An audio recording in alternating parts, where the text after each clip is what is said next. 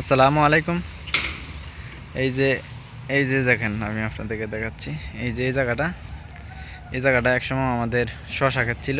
এই যে হয়তো ছোটো ছোটো দেখা যাচ্ছে, মনে হয় ইট, এইগুলো সম্ভবত ইট। এই যে ইটের যে খামারগুলো দিয়ে রাখছে, এই জায়গার মাধ্যমে আমরা শশা লাগাইতাম।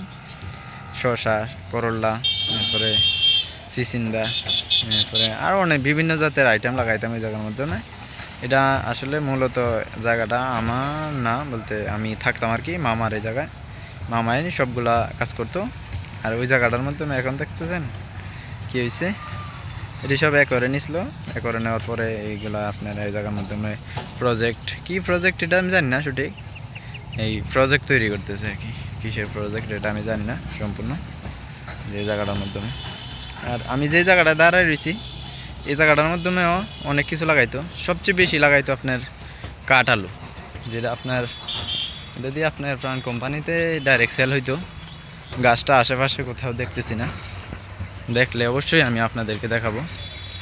ওই যে সামনে দেখা যাচ্ছে, এই পাহাড়ের চূড়ায় দেখেন মোটামুটি অন্যরকম গাছগুলা দেখা যাচ্ছে। একটু জুম করে দেখাচ্ছি।